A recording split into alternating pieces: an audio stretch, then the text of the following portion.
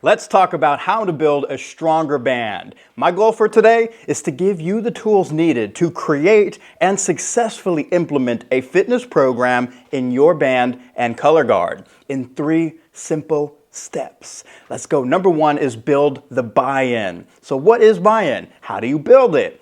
Buy-in is when people agree with and commit to an idea, plan, or project. It means they're not just going along with it because they have to, but because they truly believe in it and want to see it succeed. So what is the idea, plan, or project you want your band to buy into? Is it a fitness program? Yes, but that's not exciting to them. If we want them to buy in, then we need to tap into their emotions and inner psyche. Consider this vision. Our band has a legacy of hard work, discipline, and constantly striving for growth. And in order for us to continue evolving, we must embrace new challenges. And our challenge for this year is elevating our power out on the field. We're going to become a band that's not just heard, but felt. This is our year to rise together and forge a new identity for our band as the strongest performers out on the field. And how are we going to do this? By building strength and endurance with a new fitness program. See, I believe that this challenge will not only help our band, but will also help you get stronger, boost your confidence, and improve your mental performance. This approach leverages several psychological tactics to build buy-in. One is the vision. It presents a compelling future, tapping into their desire to be a part of something bigger and much more memorable. 2 is identity. It appeals to their sense of belonging and pride in being a part of a unique group. 3 is legacy. It emphasizes the impact and lasting legacy of their contributions, appealing to the desire for significance. 4 is community. It fosters a sense of unity and collective effort towards a common goal. And lastly, 5 is purpose. It helps them understand the purpose behind it and how it benefits them or aligns with their values. By framing your plan in this way, you're not just asking students to work out. You're inviting them to be a part of their band's historic evolution. And this is much more motivating and compelling. And once they believe in that vision, the next step to build buy-in is to involve members in the decision-making process. So how do we do that? You solicit input on their wants and concerns for a fitness program. You ask questions like, what do you want to gain from our fitness program? Or what roadblocks do you anticipate encountering? And what can you do to overcome them? Like, seriously, put these questions on a piece of paper, print it out, give it to all of them, give them 3 minutes to fill it out, and then take it back. You will get so much valuable information. So after you do that, you want to engage the band in planning how the program will be integrated into their schedule. Say something like, let's plan out the program to avoid conflicting with our busy weeks. Or ask, can you commit 25 minutes 2 times per week?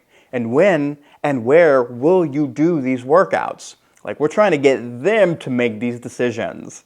And lastly, you want to create a sense of control and commitment to this. Like, map out the 168-hour week and plug in where this will go so that they can see that this is possible. After involving them in the decision-making process, the last step to build that buy-in is to track and celebrate progress.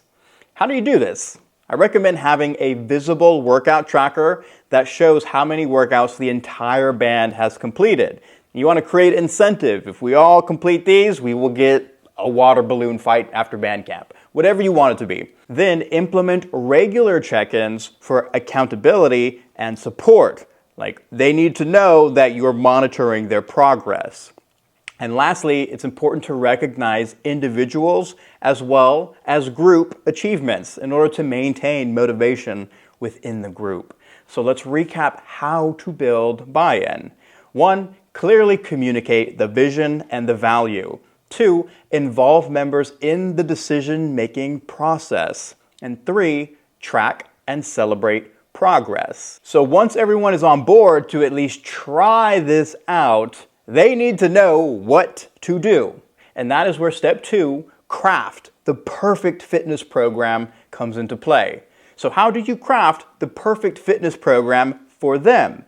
The perfect plan is the one they actually do, not the one that you think they need to do. I'm gonna run that back. The perfect plan is the one that they actually do. So after years of delivering fitness programs, I have learned how to make this challenge more achievable. And here are a few things to consider. 1 is the time commitment. There's only 168 hours in a week. If they sleep 8 hours a day for 7 days, that's 56 hours, which leaves us with 112 hours. And how many hours are they in school, or rehearsing, or traveling to and from rehearsal, or doing homework, or practicing? Like, we have to be considerate of their busy schedules. And based on hundreds of conversations I've had with busy students, 2 25-minute workouts per week feels achievable to the majority. So the next step in crafting the perfect fitness program is choosing the workout style. Is it going to be a sets and reps situation where you say do 3 sets of 10 reps of this exercise? Or is it going to be an interval training style? Maybe it's 20 seconds of work followed by 10 seconds of rest for 8 rounds. So it's a 4-minute circuit. So this interval training tends to be easiest for beginners to get the ball rolling. So more variables is going to increase the complexity of what you're asking, which is going to create a higher barrier to entry for them. Timed exercises are the simplest and easiest way to work out. And I recommend choosing 2 exercises at a time and alternating between them every interval. Start with that 20-second on, 10-second off for 8 rounds. And here's what this could look like. You got exercise A, B, A, B, A, B, A, B, done. And I recommend using an interval timer app to help track the time rather than looking at a clock. So the next step for the perfect fitness program is the exercise selection. What are they going to do? So there's 3 primary zones to train. You have the upper body, lower body, and the core. And beginners often prefer exercises that do not use equipment. So which exercises are beneficial and don't require equipment? Use these right here. For the upper body, this, boom, it's called trap waves. This builds upper back and shoulder strength, improves posture and breathing, as well as combats rounded shoulders, which is super common in students that spend a long time sitting at a desk. So this is great for promoting better horn carriage and just stronger presence from all sections. Here we have incline push-ups. This is going to build chest and shoulder strength, which supports stronger horn snaps and is easily scalable. See, if you bring your hands lower to the ground, the exercise gets harder. Vice versa, if your hands are higher up, like on a wall, it gets easier. Like, anyone can do these. And here we have a crab back bridge. This builds shoulder stability and improves posture. It's also easily scalable. So you can hold this on one arm to make it harder, or you can hold it for a longer period of time to also make it harder. So this is best for all sections, especially the color guard, because they're going down to the floor, rolling, getting back up. You don't want them to dislocate their shoulder. Here we have pike push-up eccentrics. This builds shoulder strength and promotes stronger horn carriage. It is easily scalable. If you reduce the range of motion, it gets easier. How do you do that? Stack some books on the floor so that your head goes forward, taps the books, and you reset. You can make it harder by just going down, pushing yourself back up. So these 4 exercises right here are the bread and butter of upper body strengthening. And if you just stay consistent with these 4 things, you will notice a tremendous amount of gains and progress. So let's talk about the lower body now. This right here is a side-lying leg raise. Everyone needs this, especially you and drummers who crab walk. So this exercise increases hip strength and stability, promotes better balance and alignment through the leg, which is very important for reducing that risk of developing knee pain. Here we have a glute bridge. This builds hip strength and it's easily scalable. You can go on one leg to make it harder, or you can hold it for longer at the top to make it harder. This promotes a more stable pelvis, which is good for low back pain prevention. It's super common in marching band. Here we have toe raises. This increases shin strength and ankle stability. It is easily scalable. You just walk your feet closer to the wall to make it easier, or walk them further away to make it harder. And this exercise promotes a smooth heel to toe roll down at the ankle and reduces the risk of developing shin splints. And here we have a heel raise. This increases calf strength, which helps performers stay on their toes and avoid tripping, especially when they're marching backwards. There's also going to be less bouncing up and down, shaken as they're marching. So this is easily scalable as well. If you get your feet on flat ground, it makes it easier. Or if you drop your heels off of a ledge, like I'm doing in this GIF, makes it harder. You could even go on one leg to make it even harder, or hold weights. The possibilities are endless. Here we have single leg floor touches. This exercise increases ankle stability, which reduces risk of injury down at the most commonly injured body part in marching band. This exercise improves balance and is easily scalable. If you just bring your hand to your knee, it gets easier. If you bring your hand to the floor, it gets harder. If you add a jump to it, it also gets harder. So these 5 exercises right here are the bread and butter of lower body strengthening for marching band and color guard. Again, focus on these, you will get a tremendous amount of gains. Now, let's get into the core. This right here is a hollow slider. This is better than planks, especially for beginners. The reason for that is because a plank, you have to manage your knee, your hip, your spine, your shoulders, and your head. But this exercise lets you focus on your lower abs down near your pelvis. So this increases core strength in that front to back plane, which is great for everyone who's holding equipment in front of their body, like everybody. It improves pelvic stability and reduces risk of low back pain.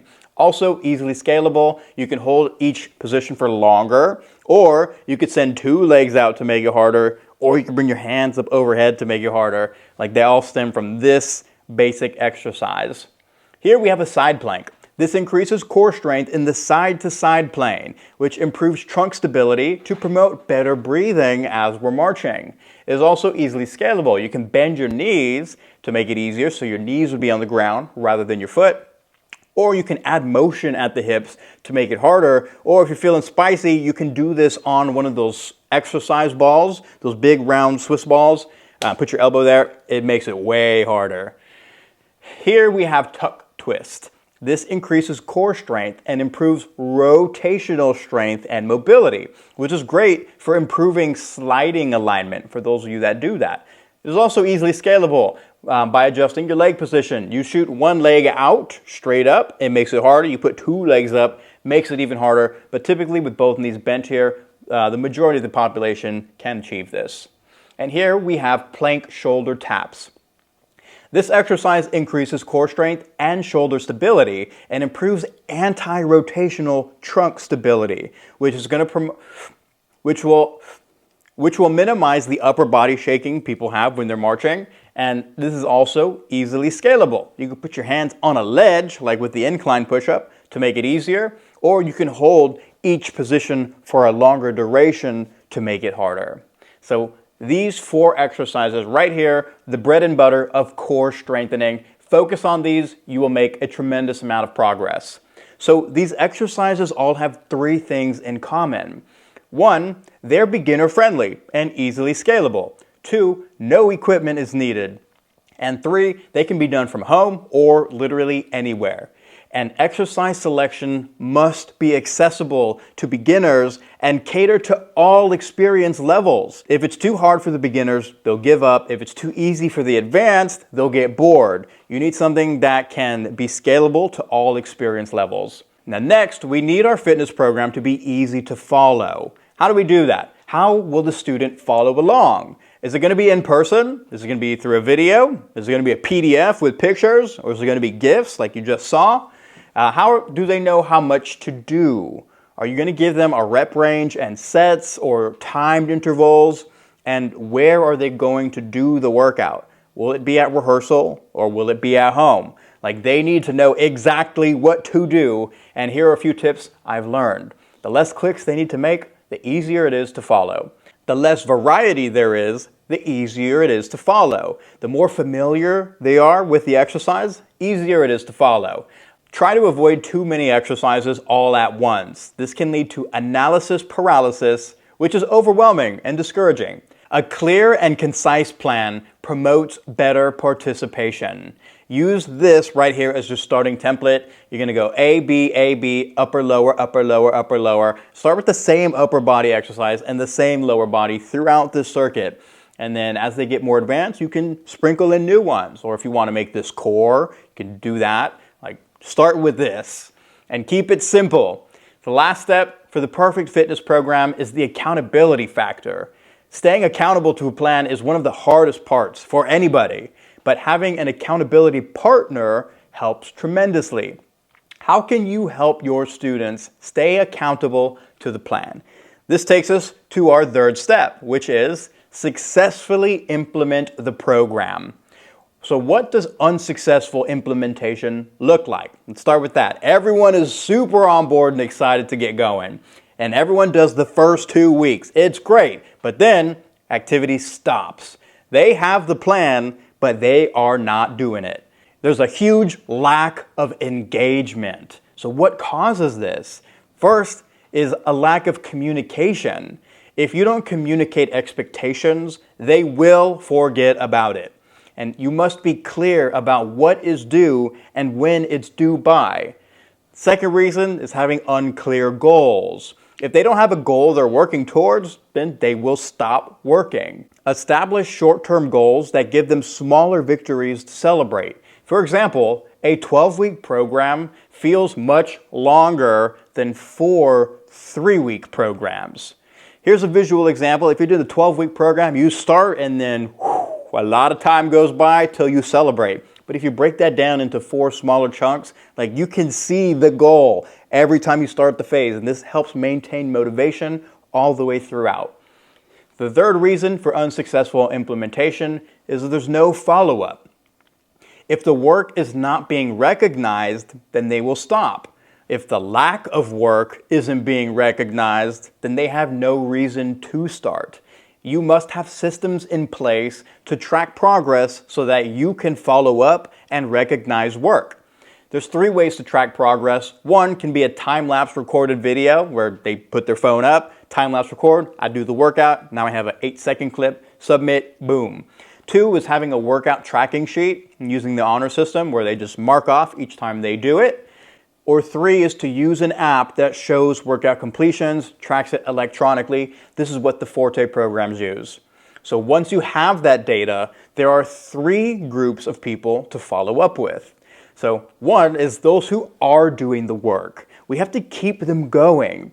2 is those who are inconsistent. We have to encourage them to catch up. And 3 is those who are not doing anything. We got to ask what's stopping them. If the effort isn't acknowledged, it will stop. So how often does effort need to be acknowledged? Check-ins should happen every 1 to 2 weeks. And here's what you say. To those who are doing the work, simple. I see you putting in the work. You're doing a great job. Keep it up. Boom. 3 seconds, knocked it out. Next. Like, that's all it takes. And for those who are doing some of the work, but they're inconsistent, you got to ask, what's it going to take for you to finish strong? And how can I help you? Get them to think about it and come up with their own solutions. And for those who are not doing anything, you got to tell them, I see 0 workouts complete. What is stopping you from starting? And how can I help you get the ball rolling? Again, we're not trying to accuse or shame anybody. You're trying to get them to problem solve and give you the solution from their own perspective. So the golden rule to help unmotivated members is seek to understand. Avoid shaming, avoid accusing, because these are the fastest ways to ensure that people give up. In my experience, common reasons why people haven't started are a death in the family, they're overwhelmed with school, or sometimes they just I don't know. Listen, seek to understand, and ask how you can help them. So 3 keys for successful implementation. 1, communicate your expectations. 2, set achievable goals. 3, track progress and follow up. See, if you start by building buy-in, then you craft the perfect fitness program for them and successfully implement the program, then you will notice the following changes in your band. Improved discipline. They do what they say they're going to do, and this is powerful not only in band but in life. 2, boosted confidence. They will believe in their ability to overcome a challenge and achieve their goals, which again is not only powerful on the field, but even more powerful off the field and in life. 3 is stronger performance. They will perform better physically, mentally, and emotionally on the field, off the field, in life. You will begin to notice improvements in all sorts of components that will support their performance on the field and in school and just throughout the rest of their life. So now it's time for you to take action. How can you apply what you've learned today to help your band get stronger? You have all the tools you need to get started, but if you're too busy to tackle this project or you'd rather delegate the task to someone you trust, I would love to help you. And I'm looking to train 100 bands starting this summer, June 2024, and going through the entire school year. This partnership with Forte Athletics will include everything you need to build a stronger band, including support and follow-ups from our team throughout the entire year. I personally will hand select the bands that I believe are the best fit for this opportunity. The application info will be in the description. And that is all for how to build a stronger band. I hope you got a ton of value out of this one. Comment below, let me know where you're from and what you would like to learn more about. I'll see you next time. Thanks for showing up. Ready and break.